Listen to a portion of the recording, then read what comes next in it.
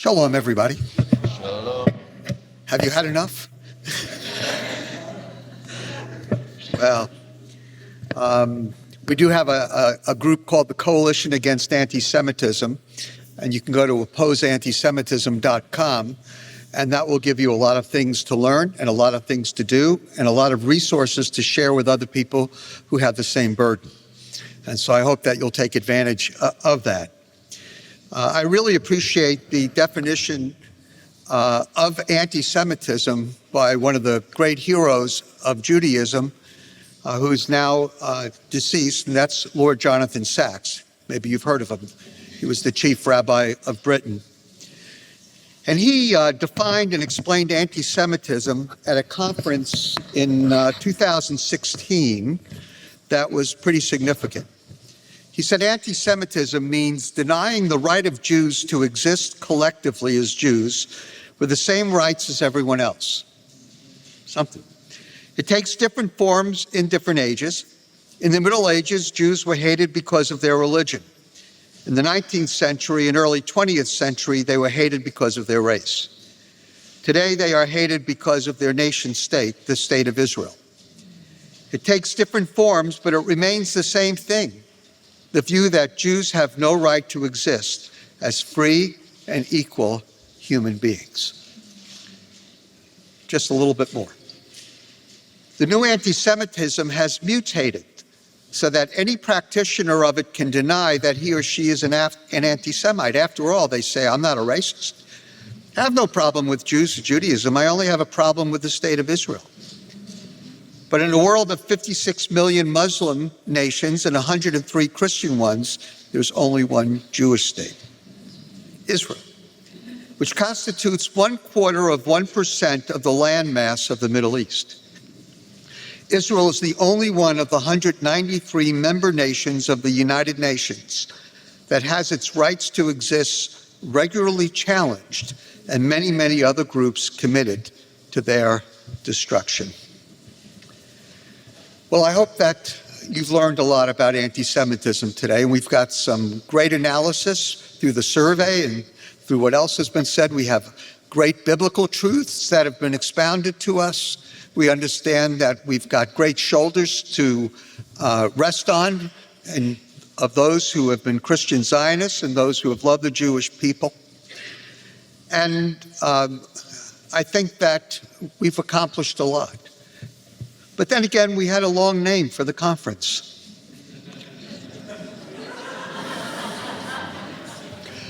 Fresh perspectives on Israel and the church, Middle East conflict, and anti-Semitism. Wow. That was ambitious, and that was shortened.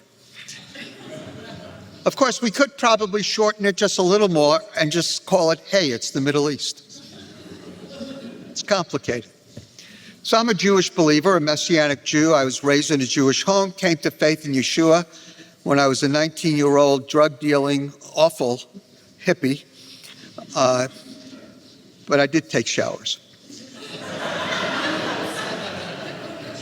The concerns raised, but that was a few years ago. The concerns raised today can seemingly be merely academic or sociological, but I don't think they are. I know that you've taken them to heart. For me, it's deeply personal. I know that it's very personal for the Israelis who are here today and for the Jewish believers in particular.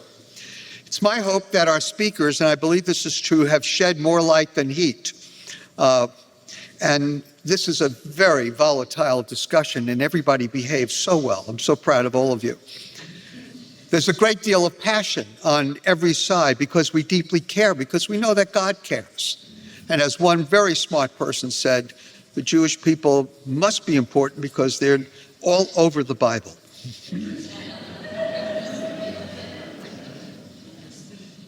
I hope that the discussions have helped you. I think the lectures were great. And a lot of what we've presented now rests on sound research that's brand new. You're hearing it for the first time. And of course, unchangeable biblical truths, which is most important. This enables us to talk about these critical concerns with a sense of shalom, peace. Thank you, Emmanuel, for your incredible ministry.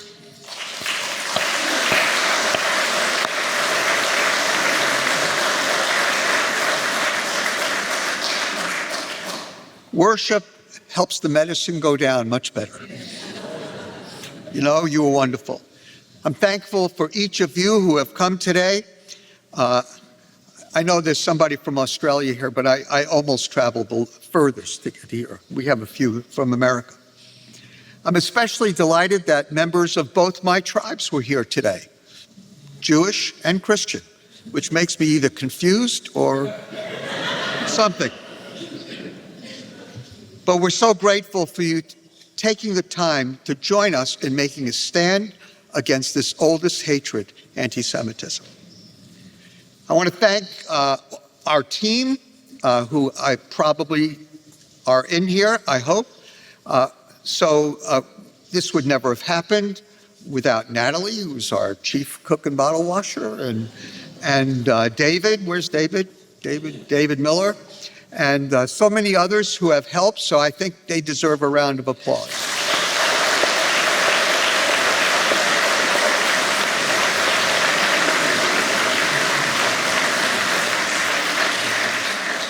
I want to thank King's Evangelical Divinity School. That really was a wonderful partner for us.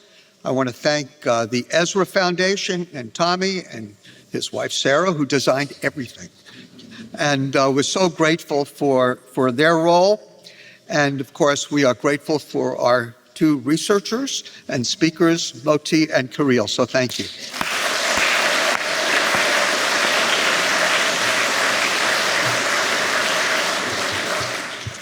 Well, believe it or not, we're actually going to end this. I just want to remind you, in light of what was being said at the end there, to quote one of my heroes, Albert Einstein, whose Jewish name, actually, Albert Einstein. And of course, Albert Einstein had lived through the horrors of the Nazi period, a lot of it at Princeton University, but he had lived through it. And he said, in light of the Holocaust, because he didn't speak a lot about Jewish stuff, but he spoke a little bit. He said, if I were to remain silent, I'd be guilty of complicity. And that reminds me of Isaiah 62, verse 1. For Zion's sake, I will not keep silent. For Jerusalem's sake, I will not keep quiet, until her righteousness goes forth like brightness and her salvation like a torch that is burning. Israel does have a glorious future. In fact, all of those who have come to faith in Yeshua HaMashiach have a glorious future. And we look forward to that great future, but it's going to be quite a road to get there. But we will get there because he will get us there.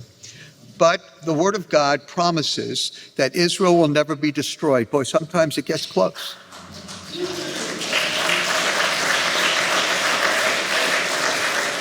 I honestly don't know what the enemies of Israel are going to think about next. But we have gone through a lot of stuff over the centuries as Jewish people, kind of a group with a target on our backs, And when God chose Abram, the devil chose the Jewish people. Because God said that he would bless the world through the Jewish people. And so far we've done okay, reluctantly, but we've done okay. The Bible, the Messiah, the proclamation of the gospel. We've done what we can. But one day, Jewish people will do even more. And until that day, we can't be destroyed because we have things to do that God's called us to do. We believe that the Jewish people desperately need the true church of Jesus the Messiah to stand with us. We cannot do this alone. We need help. And I believe that believers in Jesus have a significant role to play. We had a little rally on Broadway in New York City in June, and we had a couple of wonderful Australian Jewish believers come speak. And one of those Australians is an Anglican vicar. And Mark got up and said something that I would just never forget, and maybe it's one of the things I'm going to leave with you today. And that is, friends, we've got to let the opponents of Israel know that to get to the Jewish people, they've got to come through the church first. Right? And so we need to stand up for God's chosen people. And I hope that today will better equip you and motivate you to do that. Now, what can we do to help? Well, of course, you're talking about trips to Israel. It just so happens Chosen People runs trips to Israel. I didn't plan that. But thank you, Ruben. You will get your money afterwards, and just per person, though. Okay, per person. So we have a trip June 8th through the 16th. We're dedicating a new center that we purchased it, we built it, slowed down by a year because of certain war, but we are dedicating it on June 15th. And so from the 8th through the 16th of June, we will have a dedication tour. And we'd love to have some folks from the UK come, but you're going to have to move quickly. And so you can go to the chosenpeople.com website and or call Natalie or speak to Fiona or Madeline or somebody around here and find out about the dedication tour. Secondly, we have a young adult tour, career age, kind of 18 through 38 and a half, That way we can make an exception for 40-year-olds. And so it's going to be a great trip, and it's called Discover Israel, and it will be a combination of fellowship, touring, and service. And in both of these trips, we will do what we call a witness day. We are going to bear witness by going down to the Gaza envelope, and we're going to go meet people who survived October 7th, 2023. You will see it, you will touch it for yourself, and it will change your life. I've done it, you need to do it. You will not come back the same, I promise you. So even if you're, no matter who you are, I was going to say old, but that would include me. So if you're more mature like I am, or you are a career age person, you will have a great time. 2 different tours and 2 different service opportunities.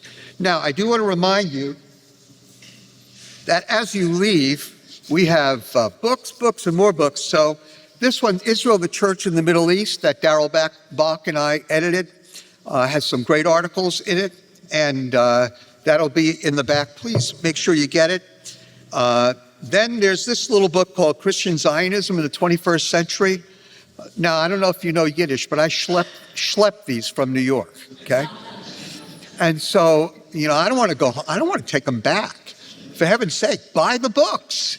This is Moti and Kirill wrote this, and it's Britishly produced, So Oxford University Press, but it really is a wonderful book. And then if you want a little light reading on the way home, that's To an Ancient People, the story of Leopold Cohn, Rabbi Leopold Cohn, who came to faith in 1894, started Chosen People, 1892, started Chosen People in 1894. That's to let some of you know, I'm not the founder of Chosen People. I know some of you thought that, but that's not true, okay? And now I'd like to take out an envelope because we want to do something, and one of the things that we can do is we can give financially. Now, I don't really want you to give financially to help us underwrite costs for the conference. That's our gift. What you paid, obviously, barely paid for your lunch, okay? But that's okay. We just wanted you to come and to eat. And so we're happy for that. But I want you to know that we are gearing up sometime in the near future to purchase a large home in the north of London so that we can establish a study center for Jews and Christians in the middle of almost one of the most important Orthodox neighborhoods in the entire world, not just in England, in the world. And we have a few where I live in Brooklyn also, and in Israel. And so we are beginning a campaign to raise funds. I can't promise you we're going to buy it this year. They're a little expensive, these places. But I believe we should be right smack in the middle of an Orthodox neighborhood, studying the Word of God, learning more about Jewish people, inviting our Gentile Christian friends to come and learn with us, and to be a house of discipleship and teaching, right smack in the middle of the neighborhood. It just might be that some religious Jewish people and other Jewish people might come by and say, "Who are you?" We're expecting a number of them. So if you don't have an envelope, we'll get you one. Raise your hand if you don't have one of these really neat new envelopes. Do you all have it? Okay, if you don't have it, raise your hand. We will get you one. Now, for some of you, you may not even be on the Chosen People mailing list. So we have great stuff that we'd like to send you. And this is going to tell you more about Chosen People. And the envelope closes. You tear this off, you keep that, and then go like that. So this is really neat. Also, just a little announcement. David, stand up, would you? Wave. David, this is David. Okay, David clearly is making arrangements for Chosen People staff to speak at your church. It's just that you didn't know that yet.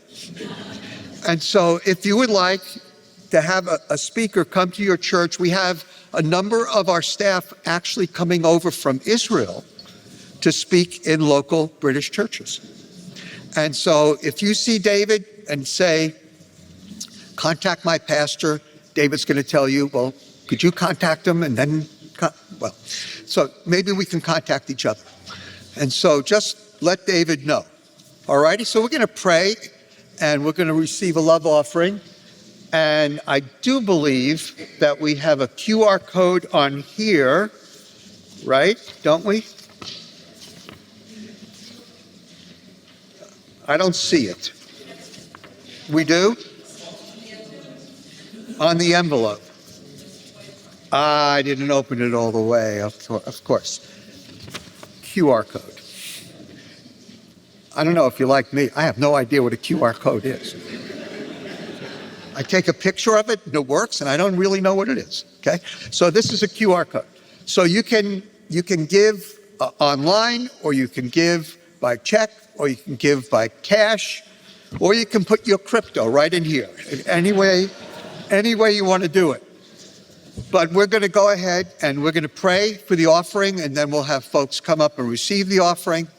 Take your time, ask the Lord what he wants you to give, okay? And if it's nothing, don't give. So just pray and ask the Lord. And then after we close the time of the offering, then I'm going to close in prayer, and then Emmanuel's going to sing us out. Is that okay with you, Emmanuel? Okay, Emmanuel will sing us out. So again, thank you for coming, and we really appreciate your being here.